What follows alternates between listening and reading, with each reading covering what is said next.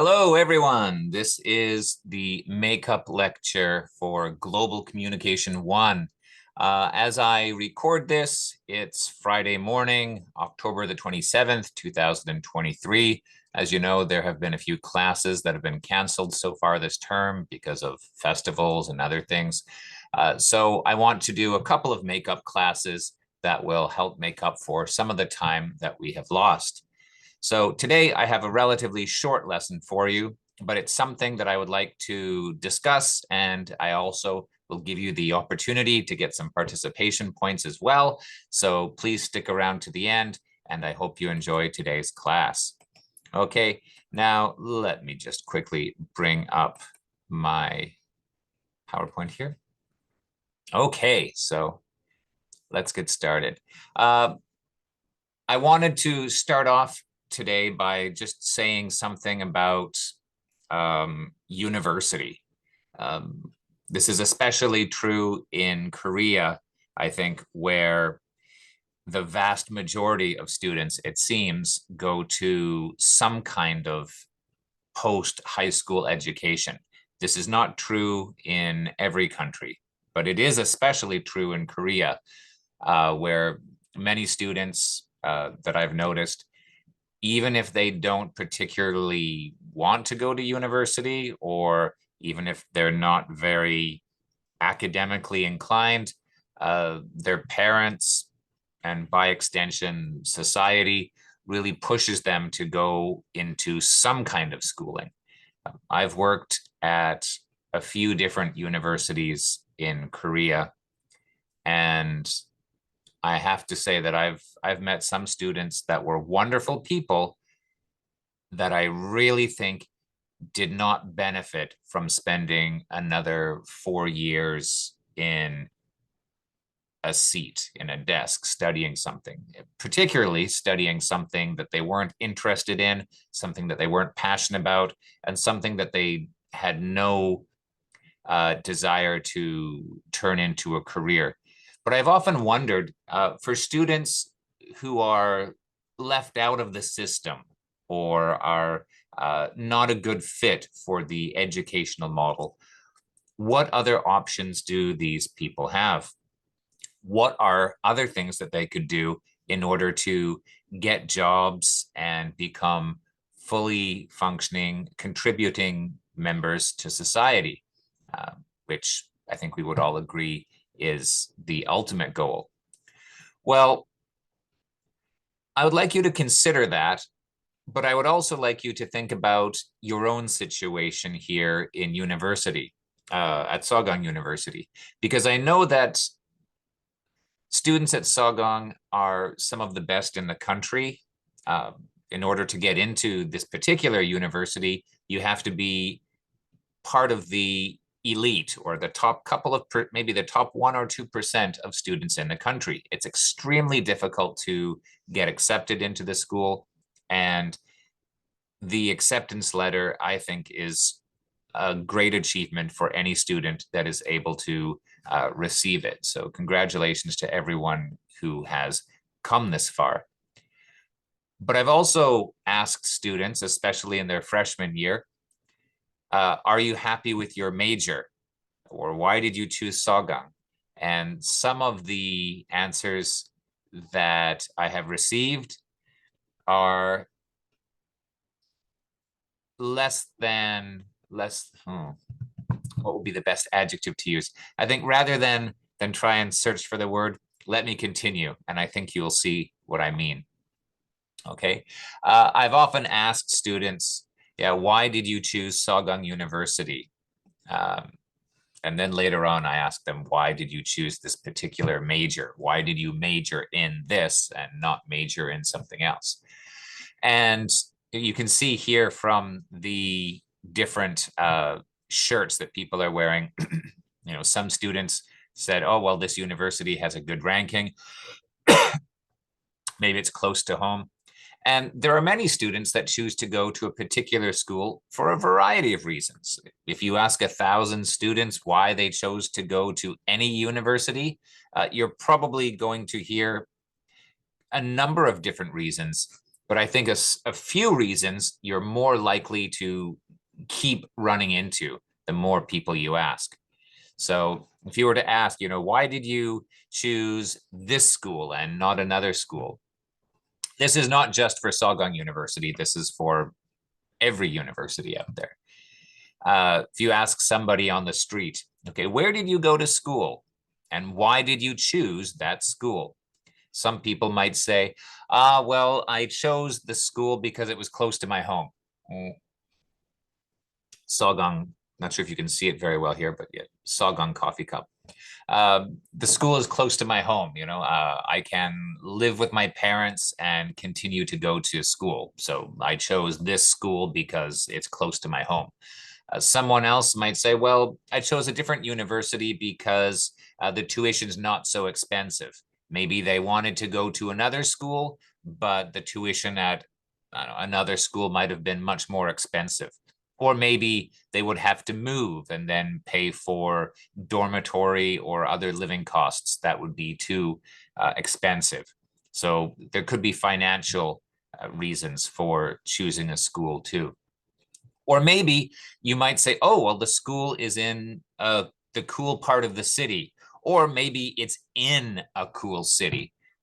When I was talking to a couple of different students during the speaking test, I asked a couple of them where they came from, where their hometowns were. And some students have come from very far away from Seoul.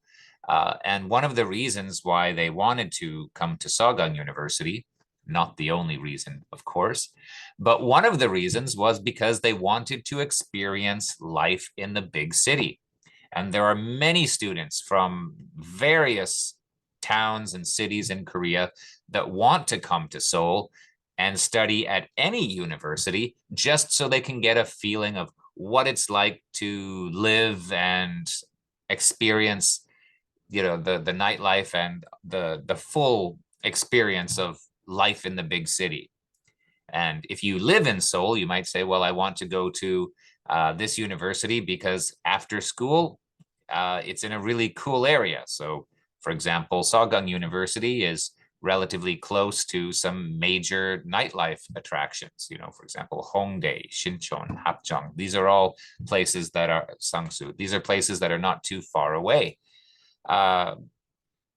One of the most common reasons why people choose a particular university is the ranking. We live in a society that values designer brands, and universities are brands. Make no mistake about that.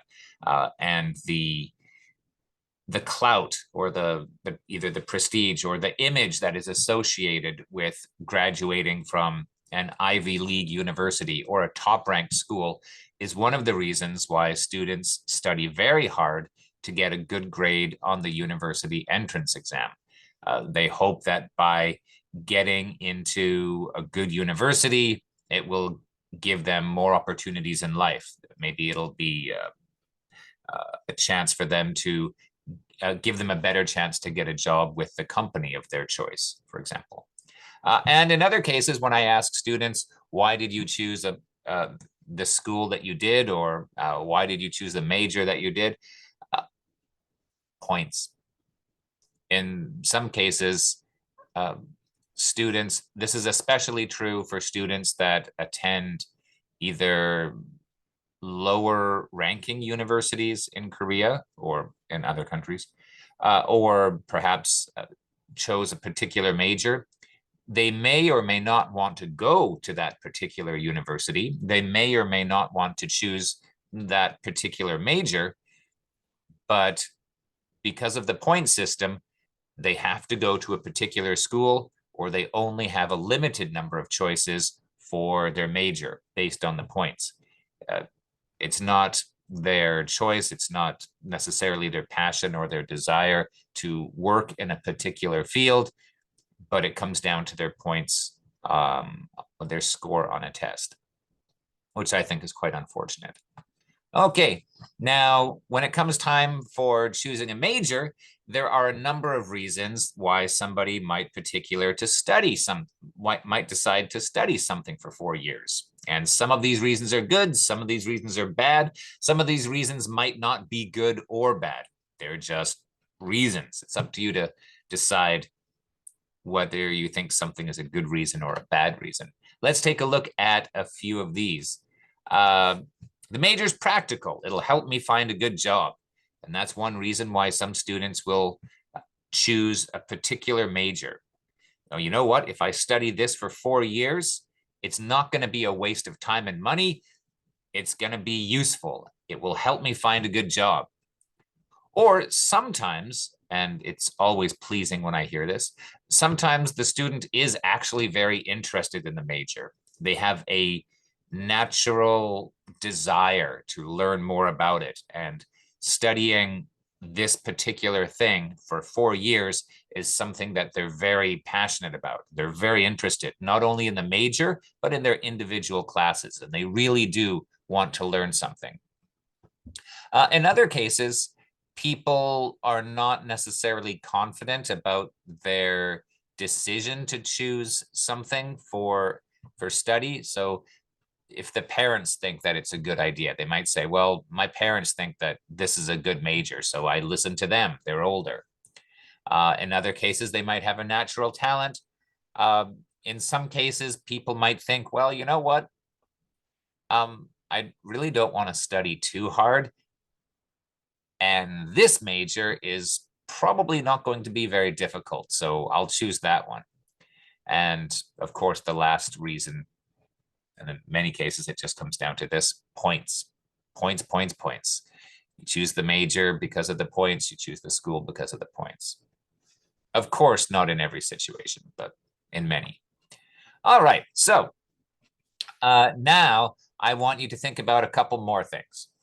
Now, everybody's quite familiar with the standard university majors, whether they are humanities majors in literature or cultural studies, or science majors, for example, engineering, or various math or other related majors. But have you ever wondered what other choices were out there?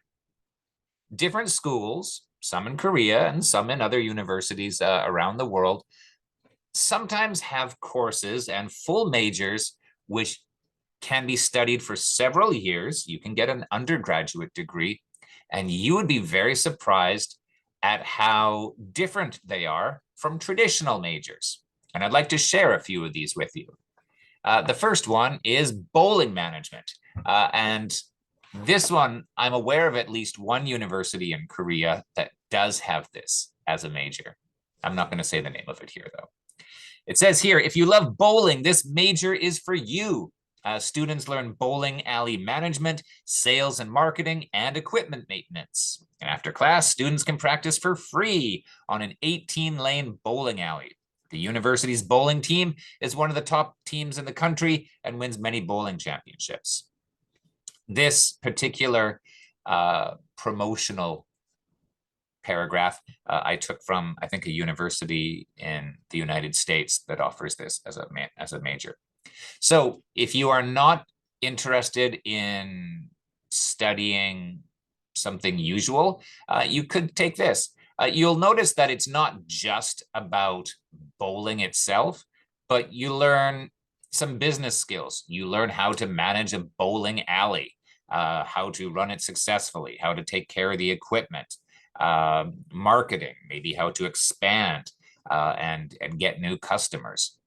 And considering the fact that there are many bowling alleys out there, and it is a sport that requires not a great deal of physical fitness, it's one that has a lot of appeal. So, and it can be done in small groups or larger teams. It could be a growth market. We shall see. So, bowling management. Number 2, viticulture. This major teaches students about the science and practices of growing grapes and making wines. Students will take courses in wine analysis, grape flavor chemistry, and winemaking theory and practice. And after graduation, you can enter the winemaking industry. You can manage a vineyard or teach, maybe do wine research. So if you become a wine expert, if you don't want to work in a winery, you can always teach viticulture. You can become a professional educator. Or you might want to think about starting your own winemaking company. Do you think that there is room for growth in this? Maybe as time goes on, people will be drinking more wine and less of other types of alcohol, for example, such as beer or soju. A brief digression here. When I was in Canada, I had a Korean student who, I think his name was Hyunno, and he became very interested in wine as a student, or a yuhakseng. He was studying English. And the reason why he became very interested in wine was the cost of soju in North America was incredibly expensive. I think it was like $20 for a bottle of soju in a restaurant. Cheaper than that if you went to a liquor store, but still expensive. And so he and his friend were thinking, you know, we could get a couple of bottles of soju tonight and drink that. Or we could just get some Australian wine or some South African wine or a bottle of French wine. There's not really going to be much of a difference in price. And so they did that, and it became somewhat of a regular tradition or a regular habit. They started buying all these different kinds of wines after that, started doing a little bit of background research and finding out how the wines were made. And they got really interested in it. And when he came back to Korea and I was in Korea at the same time, he took me to a jazz bar in Apgujeong once called Once in a Blue Moon. And he explained how all the different wines work. It was quite interesting. So there is something to be said for viticulture. Maybe you'd like to be on a stage. You can see yourself entertaining people in some way. Well, you can actually major not in acting or drama, although theater is a pretty common major. No, this is a major in stand-up comedy, standing up on a stage and delivering a live comedy routine.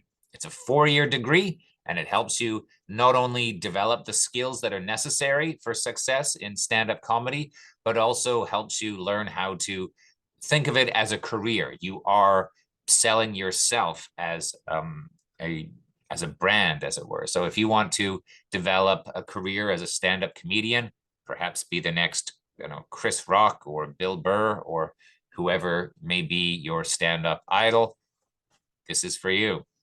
It says, yeah, you learn about stand-up comedy, improv, script writing, and sketch comedy, as well as the business side of making people laugh. Could be interesting. Who knows? Maybe one day you will be the host of some big awards show. We shall see.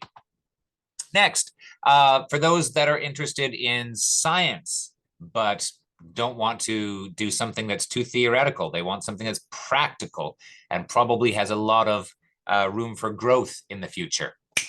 Animal breeding. This is a very scientific major. You're learning about DNA and breeding different types of animals together in order to create hybrids that have the best types of traits. So there is a current popularity for organic hormone-free meats, meaning that students that learn advanced breeding techniques and how to mix the DNA of different cows in order to create a super cow or something that has a great deal more meat or is able to become larger. This is something that could be quite important in the future, especially as certain developing countries turn to a more meat-based diet. So DNA mixing and crossbreeding in farm animals, isolating genetic traits, hopefully making their immune system stronger, maybe making them able to live longer or produce more offspring, and therefore more food for the market. The next one, also a science-based one, for all of you computer geeks out there, ethical hacking. Hacking is not always a bad thing, apparently.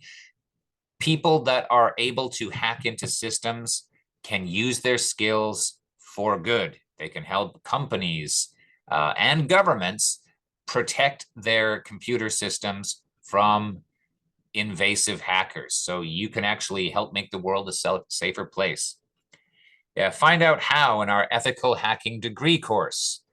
We are right at the forefront of cybersecurity, producing highly skilled, in-demand graduates.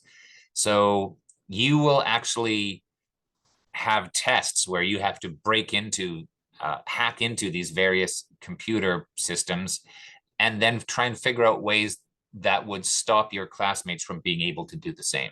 So by learning how hackers break into systems, you'll try and devise systems that are foolproof and hopefully create a much more secure cyber environment. Okay, so if we were doing a regular class right now, I would probably put you into groups and get you to discuss these different majors and sort of rank them from the most to least interesting. I have a few other questions that I'd like to ask you. These are also related to university. Tell me what you think of these. Number one, do you think that it's best to go to university right after high school? You could agree or disagree with this statement. It is best to go to university right after high school. Students can graduate and start working while they're still young. Some people would agree that's the best thing to do. You've just spent 12 years with your bum in a seat. Keep going. Go to university right away. Graduate when you're young. Do a master's if necessary and get into the workforce. Personally, I took about 9 years off after high school. My situation was a bit different. Number two, girls are not very interested in math. That is why most science majors are filled with guys. Not saying this is my opinion, just throwing it out there as a somewhat controversial or bold statement. I would like to hear if you agree or disagree with that. Do you think that girls are not very interested in math?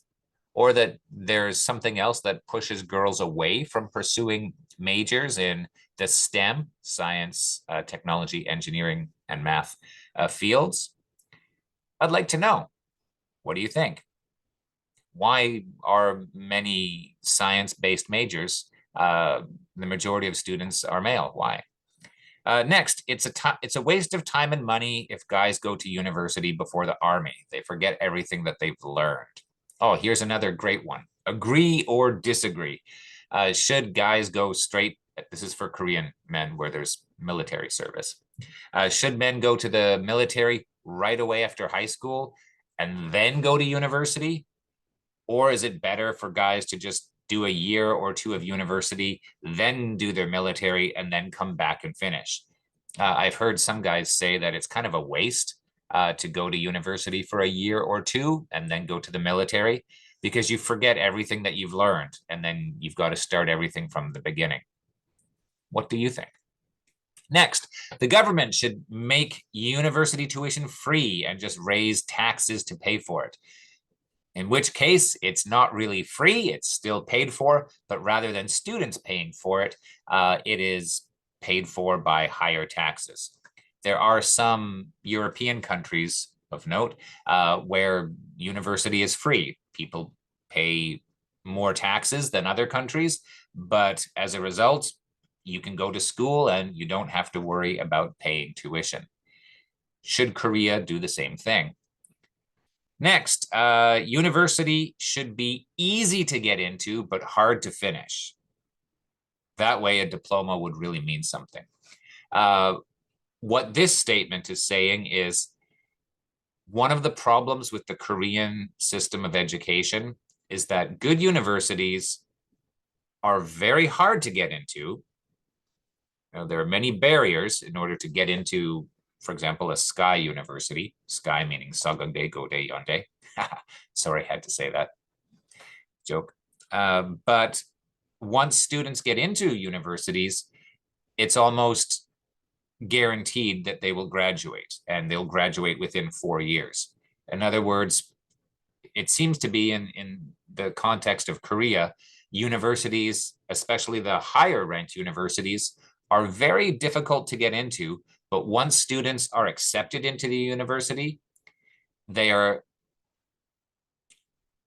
very likely to graduate, in some cases, without having done as much effort as they might need to. Now, should it be the opposite? Should it be universities are relatively easy to get into, much lower barriers to entry, but then once you're in, then it's much more competitive? Should the big competition be before you get into university, and then after that, it's much easier? Or should the competition be much more intense in university and high school be much less competitive? What do you think? And my last statement here, once again, you can agree or disagree with this. I'd like to hear your opinions. Fewer people should go to university. According to this opinion, one of the problems with the school system is that too many students go to university. And as a result, there is information inflation. Too many young people have the same qualifications. Every year, there are many students that graduate from these different majors, and there are not enough jobs for all of the people that are graduating. There should be fewer people in each major, and if fewer people went to university, that would result in less competition for those jobs. Do you think that fewer people should go to university? Why or why not? Okay, now these are questions which, yeah, if we had a regular class today, I would definitely put you into groups and have you debate the various sides. As it is, this will be the basis for a short participation homework assignment today. So just wait a moment for that. Okay, now what we are going to do on Thursday for the at the very beginning of class is I'd like to get some ideas for a new and unusual major. Okay, this is going to be the situation that I want you to think about. This will be for Thursday's class, not Tuesday. I'm sure some students won't watch this video before Tuesday's class. So for Thursday, okay, which will be November the 2nd. Here's the situation. Universities in Korea will soon have a big problem. Soon, some do already. Okay, we'll soon have a big problem. Due to the low birth rate, there will be too many universities and not enough students. A lot of universities were founded in the 1950s, 1960s, some earlier, when there was a much higher birth rate. And the number of students that were expected to start going to these schools was very high. So now that there are far fewer people that are being born each year, there are far fewer people graduating from high school each year, and then fewer students that are going to university. So there's the problem of too many universities and not enough students. That means that a lot of universities are going to have to try and very hard to compete for these students, or they will have to close. So this is probably not going to be the case with the higher ranked universities. People generally tend to aspire to those top tier Ivy League schools, but a lot of the lower ones are going to have to think of very creative ways to try and entice a dwindling number of students to enter their school and enroll in their programs. So let's imagine Sagang or another university in the future wanted to attract students that were not interested in a traditional major. Times are changing. What could be a new and interesting major that a school could offer to young people? Now, this is something we're going to be doing on at the beginning of Thursday's class. But before Thursday, I want you to be thinking about this. Get some ideas in your head. What would be a new and interesting major that your school could offer to young people? Think of the unusual majors that I mentioned earlier. For example, viticulture, bowling, management, stand-up comedy, diving. Oh, did I mention diving? Oh, did I skip over diving? Oh my gosh, I forgot. Let me just quickly go back here for a moment. I must have skipped that one. Another unusual one is a diving in business technology. Once again, taking an activity and applying a business angle to it.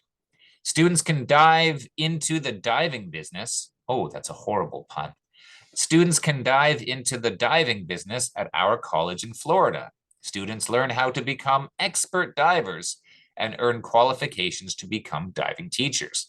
There are a number of different qualifications that you can earn in diving. And you start off with your PADI, which is your 15 meters, but you can also earn qualifications in much deeper dives, wreck diving, shipwreck diving, which is an entirely different course. You can also learn how to become a master diver, how to become a diving teacher, etc. So you not only learn about marine biology, but you also learn about and safety, but you also learn about photography, the different things you can do, what business ideas you can incorporate under the sea. And after graduating, many students start their own diving businesses and they can teach diving lessons.